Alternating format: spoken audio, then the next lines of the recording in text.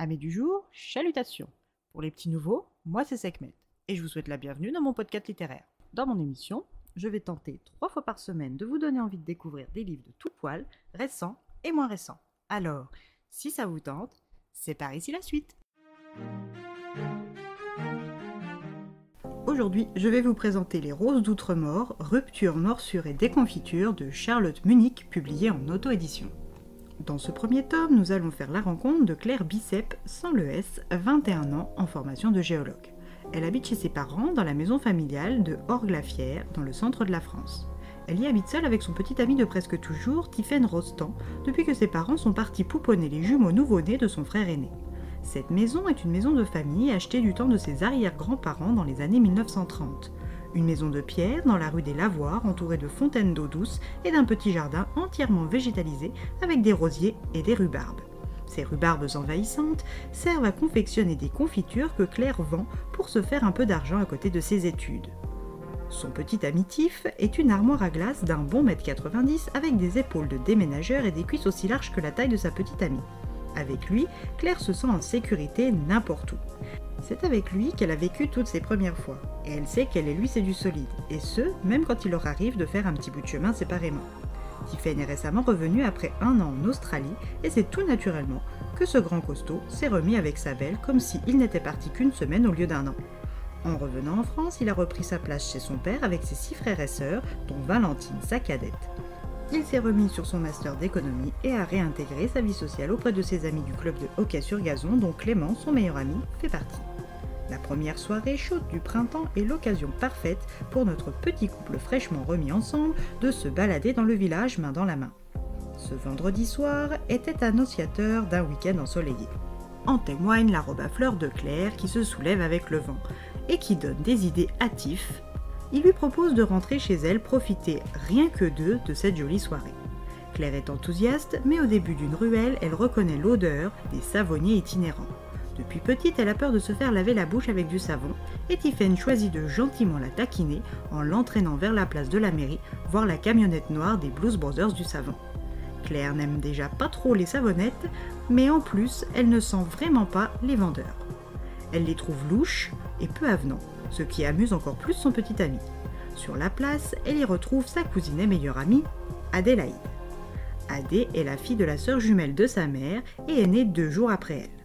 Cette plantureuse demoiselle aux cheveux roses pâles et aux taches de rousseur est enjouée et effrontée, là où elle est brune, à la peau mate, avec un manque de relief au niveau de son décolleté, mais pas dans son caractère qu'elle estime plein d'aspérité. Dès qu'elles se voient, les cousines se tombent dans les bras et se mettent à discuter, laissant le champ libre à Tiff d'en faire autant avec Clément, lui aussi présent sur la place. Il faut dire que Artus et Damien, les 2 vendeurs au look de croque-mort, sont une véritable attraction dans le village et ce pour plusieurs raisons simples. Leurs savons sont de bonne qualité et ils n'ouvrent leur camionnette qu'à la nuit tombée.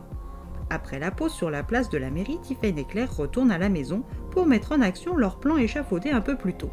La température entre eux a beau être montée, celle du thermomètre n'a pas suivi. Et pendant que Claire est en charge de préparer des salades à manger devant une romantique flambée, Tiffaine et ses muscles sont chargés d'allumer la dite flambée. Claire termine ses préparations et constate que Tiff n'est toujours pas revenu avec le bois. Elle part le chercher derrière la maison quand elle le retrouve au sol évanoui avec du sang sur son t-shirt. Tiffaine ignore ce qu'il s'est passé, mais la rassure et lui dit que tout va bien. Ils passent leur soirée comme prévu. Au beau milieu de la nuit, Claire se réveille seule dans le lit. Elle descend et retrouve son sculptural petit ami torse nu dans le canapé en train de manger des cacahuètes quand elle remarque une marque de morsure sur son torse. La moutarde lui monte au nez, surtout quand il dit ignorer l'origine de cette marque. Claire conclut au plus logique des scénarios, Tiff, son Tiff, l'a trompé avec une autre. Incapable de supporter plus longtemps cette vision, elle le met dehors et retourne se coucher. Le lendemain, elle y verra plus clair, du moins c'est ce qu'elle espère. Comme dans tous les petits villages, les ragots circulent plus vite que la 5G, et à l'heure du déjeuner, Adé la rejoint dans sa cuisine pour la réconforter. En pleine préparation de confiture de rhubarbe, Claire surprend sa cousine à avoir une vision. Ne croyant pas vraiment à ce genre de choses, elle pense que les vapeurs de confiture lui sont montées à la tête et passe à la suite sans plus se formaliser que ça. Claire bouillonne autant que sa rhubarbe quand elle repense au torse mordu de son ex, et pour se soulager, elle doit savoir qui est celle qui a osé poser ses sales pattes sur Tiff. Avec ses flyers pour ses confitures, elle cherche des réponses. Mais si le prénom de Daria est tombé du ciel d'une cave gothique, elle ignore encore qu'en allant lui demander des comptes, sa vie tout entière allait être perturbée par les réponses de la petite blonde sexy au langage plus que fleuri et imagé. Que va lui apprendre Daria de si perturbant? Claire pardonnera-t-elle à Tiphaine son incartade? Trouvera-t-elle des réponses à toutes ces questions? À vous de lire ce premier tome pour le savoir.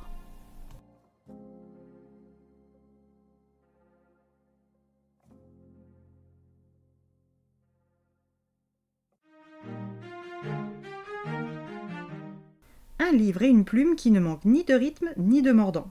Des personnages féminins badass, des réparties cinglantes, de l'humour et des rebondissements à foison.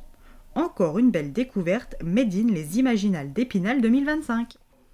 Et bien voilà, j'en ai fini pour aujourd'hui. J'espère que cet épisode vous aura plu et vous aura donné des nouvelles idées de lecture.